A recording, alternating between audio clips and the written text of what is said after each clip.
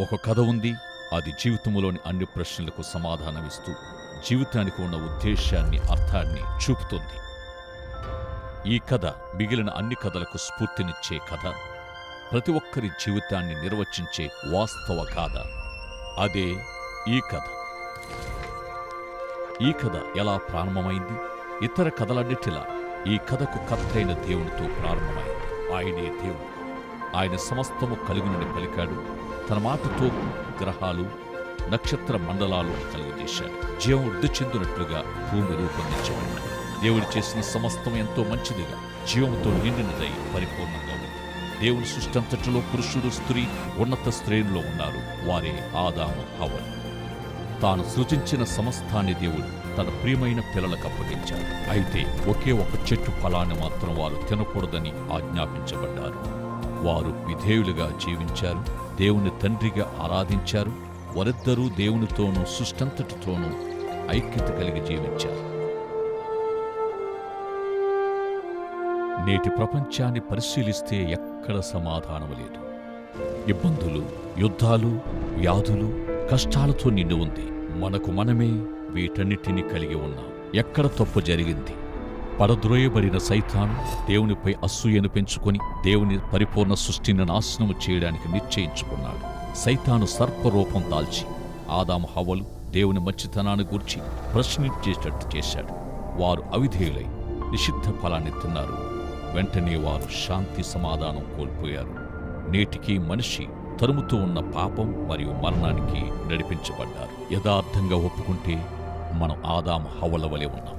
పరమ తండ్రికి విరోధంగా పాపం చేసి మన హృదయాలను భయం, నేరారోపణ మరియు సిగ్గుతో నింపుకున్నాం. వ్యాధి, మరణాలతో మన శరీరం అలసిపోయింది.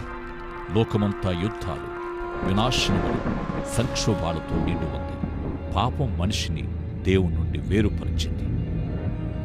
దేవునితో నిరంతర ఎడబాటు కలిగింది.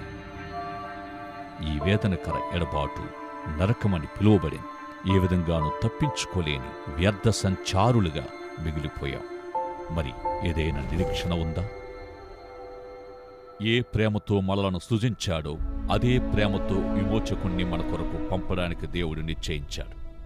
శతాబ్దాలు గడుస్తూ ఉండగా రక్షకుని జన్మ, జీవిత మరణాల ఖచ్చితమైన వివరాలను తెలియజేస్తూ వచ్చాడు. విమోచకుని కూర్చిన సమాచారమంతా బైబిల్లో ఉంది. ఇంచుమించు 2000 సంవత్సరాల క్రిందట దేవుని కుమారుడైన యేసు లోకానికి వచ్చాడు. యేసు ఒక కన్యకకు ఆశ్చర్యకరమైన విధానములో జన్మించాడు. మనందరిలాగే ఈ భూమిపై జన్మించి పెద్దవాడయ్యాడు. కాని ఆయన ఎప్పుడూ పాపం చేయలేదు. ఎల్లవేళల తండ్రికి లోబడ్డాడు.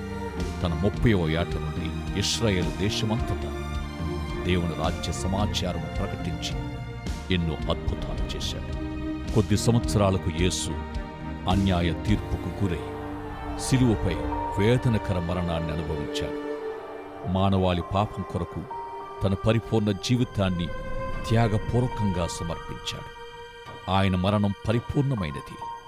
మనకు బదులుగా తన నిర్దోషమైన జీవితాన్ని సమర్పించాడు. అయితే సమాధి ఆయనను బంధించలేకపోయింది. 3 దినముల పిమ్మట దేవుడు ఆయనను సమాధిలో నుండి లేపు శిలువలో మరణించడం ద్వారా పాపాన్ని, సమాధి నుండి లేవడం ద్వారా మరణాన్ని జయించాడు. ప్రస్తుతం యేసు సర్వసృష్టికి న్యాయాధిపతిగా తండ్రి కుడి పార్శ్వమున హెచ్చించబడి ఉన్నాడు. ఇది దేవుడు రచించిన విమోచన కథ. పశ్చాత్తాపము, విశ్వాసము కలిగి మారుమనసు పొందాలని దేవుడు మనలను ఆహ్వానిస్తున్నాడు. ఆ విధంగా చేసినట్లయితే సమస్తం మార్చివేయబడుతుంది. ఇప్పుడు భవిష్యత్ ఏమిటో తెలుసా? యేసునందు విశ్వాసముచ్చిన వారికి విమోచన లభిస్తుంది. పాపపు పట్టు నుండి నీ హృదయాన్ని విడిపించి పునరుద్ధరిస్తానని వాగ్దానం చేశాడు. ఎందుకంటే దేవుడు ప్రేమ, దయ, కనికరము, క్షమాహృదయం. ఆయన సత్యవంతుడు. ఇంకా దేవుడు సమస్తము నూతనపరుస్తారని వాగ్దానం చేశాడు. ఒకానొక రోజున ఎప్పటికీ పాపం ఉండని నూతన భూమి, ఆకాశములు ఉద్భవిస్తాయి. బాధ, విచారాల కారణాలన్నీ తొలగిపోతాయి. సదాకాలము మనతో కూడా ఉంటానని దేవుడు వాగ్దానం చేశాడు. యేసునందు విశ్వసించిన తక్షణమే పాపపు మూలం తీసివేసి దేవునితో నీ సంబంధం పునరుద్ధరించబడుతుంది. ప్రేమగల దేవుని గురించి తెలుసుకుంటా నేటితో ప్రారంభించబడి ఎప్పటికీ కొనసాగే అంతము లేనిదై ఉంటుంది. దేవుని కథ అంతము లేనిది. ఇప్పుడే దేవుని కథను నీ జీవితానికి పునాదిగా మార్చుకో. దేవుని కాపుదల కొరకైన నీ అవసరత గుర్తించు. నీ పాపాలకు దేవుని క్షమాపణ వేడుకో. రక్షించబడుటకు యేస్సునందు మాత్రమే విశ్వాసముంచాలి. ఈ క్షణము నుండే యేస్సును వెంబడించుటకు నిశ్చయించుకో. ఇది దేవుని కథ. ఈ కథను నీ కథగా మార్చుకో.